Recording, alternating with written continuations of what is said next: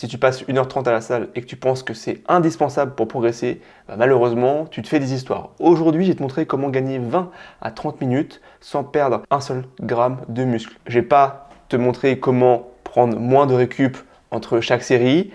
Tu ne vas pas perdre en qualité de travail, ni en exécution et ni en intensité. Mais avant ça, je vais me présenter. Je m'appelle Ronan, je suis coach sportif en ligne maintenant depuis 2 ans. J'ai aidé des dizaines de personnes à transformer leur corps, que ce soit prendre du muscle, perdre du gras, voire même faire une recomposition corporelle.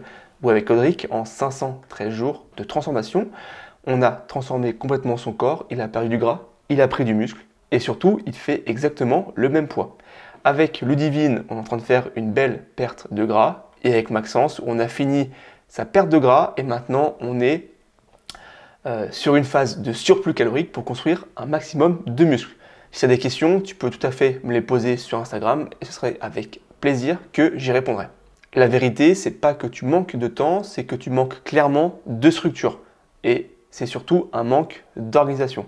Le fait de vouloir charger et décharger les disques, de discuter entre les séries, de faire des transitions super longues entre les exercices où tu peux perdre quasiment 10 minutes, où tu fais un échauffement qui est mal calibré et que tu as des repos inutiles entre les séries d'échauffement. Et si tu corriges tout ça, tu vas pouvoir gagner 20 minutes d'entraînement sans perdre en qualité de travail. Avant de passer aux choses sérieuses, il faut que tu retiennes cette chose, c'est que ta progression dépend de la tension mécanique que tu vas mettre et que tu vas appliquer à tes muscles, de la proximité à l'échec que tu vas appliquer sur ta série et du volume d'entraînement. Mais ça ne dépend surtout pas du nombre de minutes que tu as passé à la salle. Tout ça, c'est indépendant, d'accord? Il faut vraiment que ta progression dépende de la tension mécanique, de la proximité à l'échec et du volume. Il faut vraiment que le stimulus soit le plus clair possible pour dire à ton corps qu'il faut construire de la masse musculaire. Le premier levier à utiliser, c'est d'utiliser des machines à pin au lieu de machines à disque. Pourquoi? Parce que tu vas perdre plus de temps à chercher les disques dans toute la salle, alors qu'avec des machines à pin, tu peux simplement régler le poids avec un pin que tu vas mettre et que tu vas pouvoir régler, faire des incrémentations progressives, tu vas pouvoir faire des micro-ajustements, les transitions seront rapides entre des exercices à un autre, et surtout, tu as beaucoup moins de manipulation et tu vas perdre moins de temps à aller chercher des disques dans toute la salle. Ça va te faire gagner au moins 10 minutes. Okay, donc privilégie les machines à pin. Par contre, il faut qu'on soit clair, c'est que si ton objectif c'est la performance et la performance spécifique en charge libre, si tu fais du powerlifting ou de l'haltérophilie, il faut être le plus spécifique possible. Et être le plus spécifique possible dit devoir manipuler des barres, car pour être fort au bench, il faut faire du bench. Pour être fort à l'épaulé jeté, il faut pouvoir faire de l'épaulé jeté et tu ne peux pas passer outre ça. Donc ça, c'était le premier point, machine à pin versus machine à disque. Le deuxième levier, c'est tes séries d'échauffement. Tes séries d'échauffement, tu n'es pas censé prendre 5 minutes de récupération entre chaque série. Tu peux tout à fait enchaîner toutes tes séries d'échauffement. Les séries d'échauffement servent à activer, préparer et à calibrer, d'accord? Pas à te fatiguer. Donc tu peux totalement enchaîner toutes tes séries d'échauffement en prenant 0 récupération. Par exemple, tu peux faire 8 répétitions à 50% de ta charge de travail, 3 répétitions à 80% de ta charge de travail et ensuite une répétition à 90% de ta charge de travail. Tout ça en 5 minutes. D'accord? Si tu prends 5 minutes, 3 minutes entre chaque série d'échauffement, tu vas perdre un quart d'heure, 20 minutes. Je te le rappelle, l'échauffement, c'est pas censé te fatiguer, c'est censé simplement préparer ton corps à l'effort. Donc pas besoin d'être à RIR 1 ou 0, être à l'échec sur tes séries d'échauffement. Il faut vraiment que ce soit le plus facile possible pour préparer ton corps à l'effort. Ensuite, le troisième levier, c'est ton économie d'échauffement. Ça se relie un petit peu au deuxième levier, c'est que sur les premières séries, en tout cas le premier exercice de ton groupe musculaire, tu peux prendre un peu plus de temps pour ton échauffement, mais ensuite, pour les exercices suivants, une série, voire aucune série d'échauffement est nécessaire, en tout cas si le pattern était similaire. Si tu as déjà fait du développé couché, de l'écarté et des dips, tu n'as quasiment pas besoin de t'échauffer pour des triceps. Tu peux tout à fait directement faire ta série de triceps avec ta charge de travail. Et ça encore, ça va te faire gagner au moins 5 à 10 minutes d'échauffement. Et donc, tu passeras moins de temps à la salle. Quatrième levier, optimiser le flux spatial.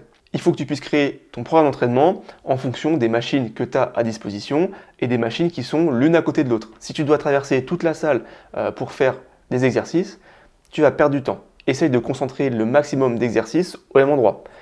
Par exemple, ça peut être tout à fait faire ta série ou ta séance du haut du corps simplement sur une poulie. Tu peux faire de l'écarté, tu peux faire du tirage, tu peux faire tes triceps, tes biceps et tes élévations latérales. Donc si tu manques de temps, si tu sais que la salle est souvent prise, tu peux tout à fait prendre et rester sur la même poulie et faire toute ta séance dessus. Tu gagneras du temps dans le fait de devoir traverser toute la salle. Comme c'est une poulie, c'est une machine à pin, tu gagneras du temps sur ton échauffement.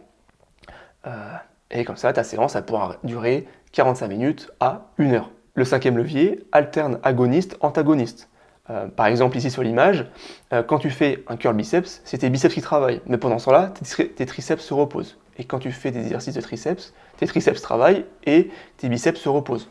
Donc, tu peux tout à fait utiliser des séries agonistes-antagonistes, où tu vas faire une série d'un groupe musculaire, prendre un peu de repos et faire une série de groupes musculaires opposés.